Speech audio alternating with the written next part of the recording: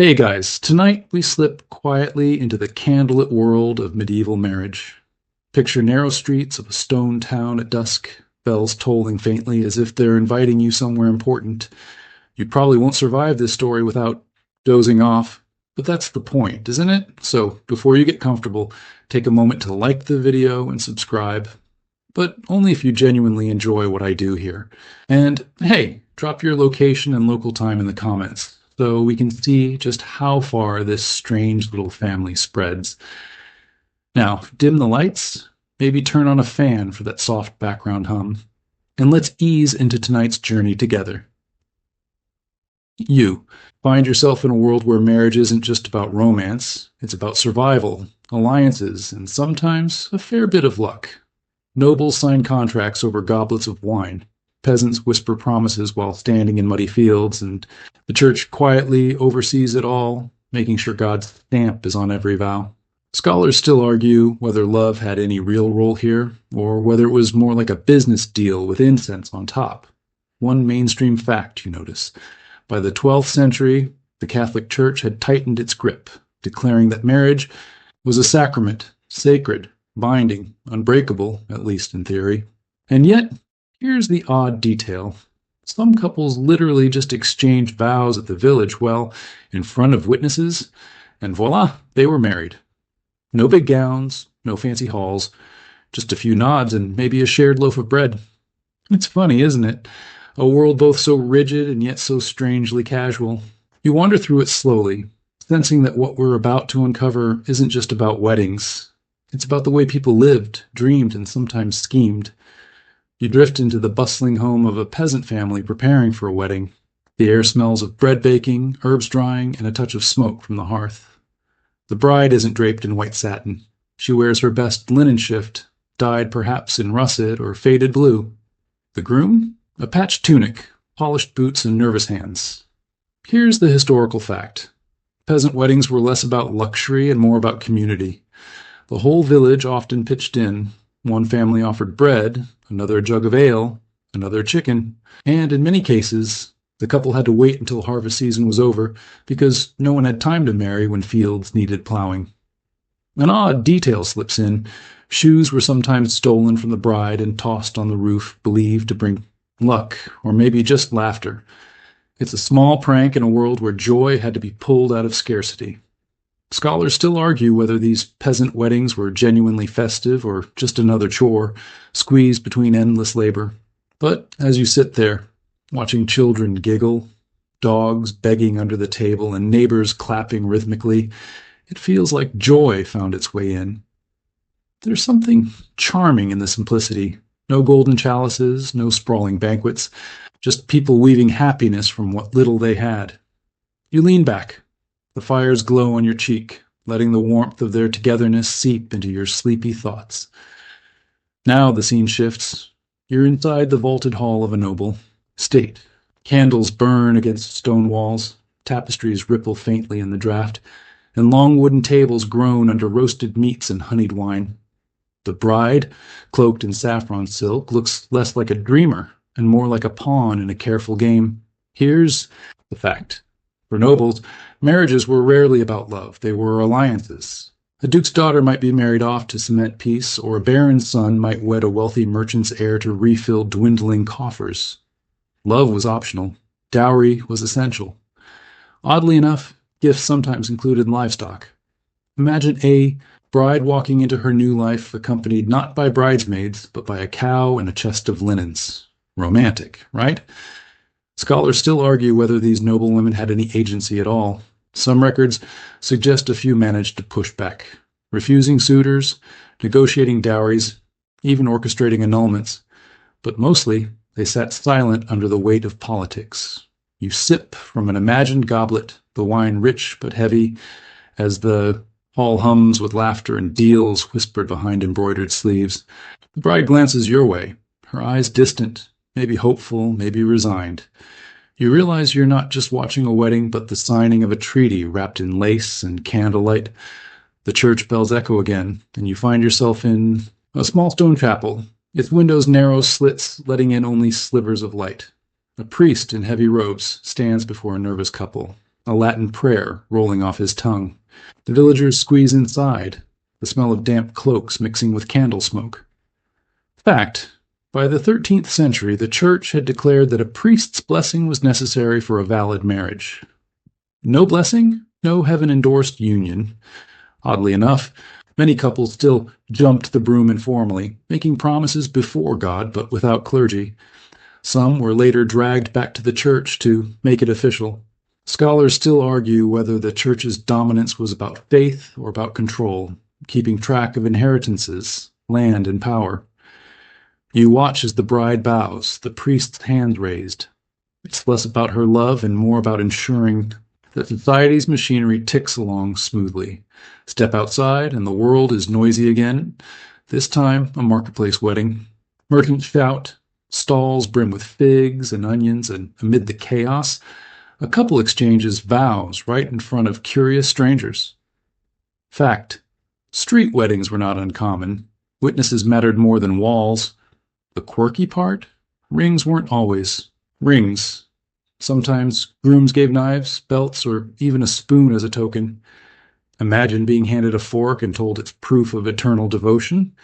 Scholars still argue whether these objects symbolize practicality or whether they were just what people had at hand. As you wander, a juggler tosses apples, children tug at skirts, and somewhere a lute plays faintly. The couple smiles awkwardly, but everyone claps.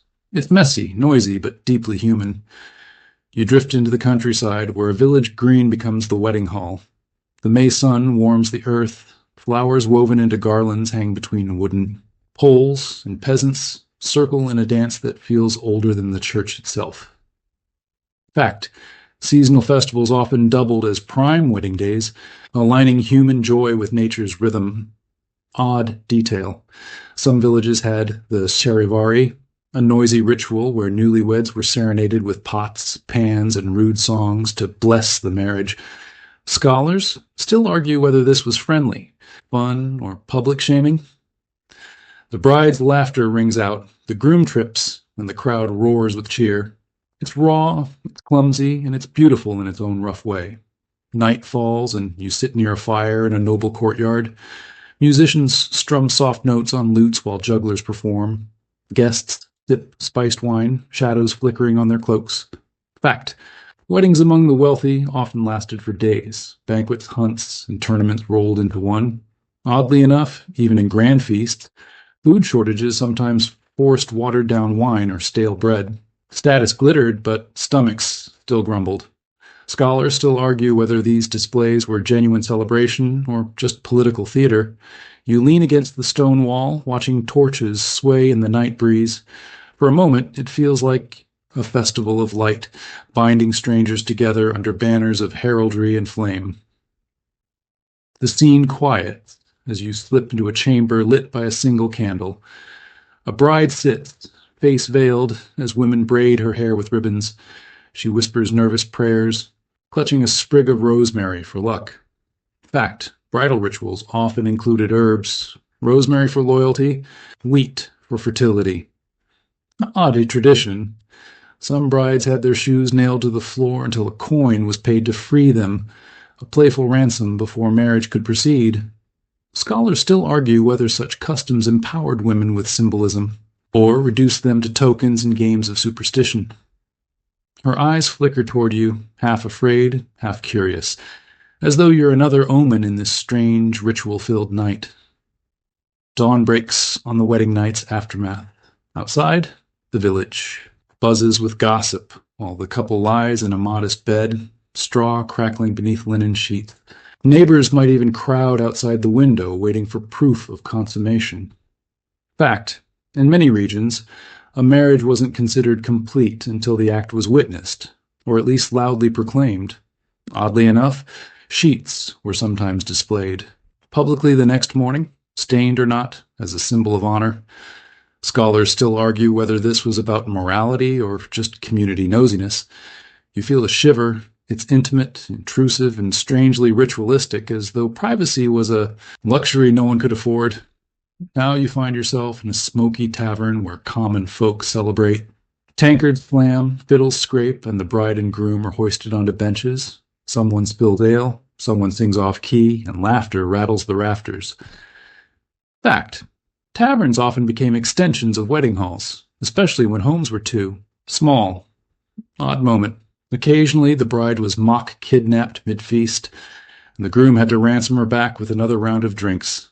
Scholars still argue whether this was harmless fun or a reinforcement of old patriarchal jokes. Still, the tavern glows with warmth, chaotic, sweaty, but filled with the pulse of life. Winter presses in, and you step into a snowy village wedding. Cloaks are pulled tight, breath clouds in the frosty air, and torches flicker against the darkness. The bride carries holly, green against the snow. Fact. Winter weddings often symbolized endurance and survival, tying unions to the hope of spring. Oddly enough, some believe that marrying in January promised prosperity, while February meant misfortune. Scholars still argue whether this timing reflected genuine superstition or just practical scheduling around farming seasons. Snow crunches under boots, laughter rings despite the cold, and you sense that warmth. It comes more from people than fire. Summer sweeps in, harvest season. A barn wedding bursts alive, wheat stacked high, garlands of flowers strung across beams.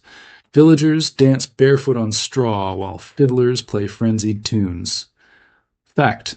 Harvest weddings allowed communities to feast with abundance, grain, cider, and roasted meat finally plentiful. Quirky detail, some couples literally leapt over a sheaf of wheat together as a sign of prosperity. Scholars still argue whether these rural customs were harmless fun or carried sacred pre-Christian echoes. The bride's laughter rises like sunlight, and the smell of hay and bread mixes in your sleepy mind. Back in a dim cottage, the bride and groom sit nervously on a straw bed while women slip coins under the pillow. A loaf of bread is tucked beside them, whispered blessings murmured. Fact. Bedding rituals often symbolized wealth and fertility in simple, tactile ways. Oddly, sometimes animals, like hens, were placed under the bed to bring luck. Scholars still argue whether these rituals gave couples comfort or just added pressure. The room glows with firelight, small but sacred, and you feel the weight of hope pressed into every crumb of bread and coin. Suddenly, the tone darkens. A cathedral looms, cold and vast. A bishop raises his hand declaring an annulment. A parchment scroll is torn. A veiled woman weeps. Nobles in saffron and indigo argue loudly. Fact. Annulments were possible, claimed on grounds like consanguinity, impotence, or coercion. Strange twist. Sometimes annulments came decades into marriages, once power or alliances shifted. Scholars still argue whether these rulings were about morality or sheer politics.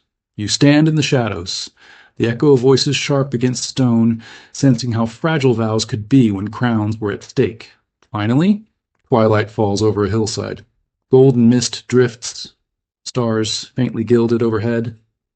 You see echoes, ghostly brides in veils, grooms with garlands, priests holding books, peasants laughing with mugs of ale. They fade, shimmer, and dissolve into the night. Fact.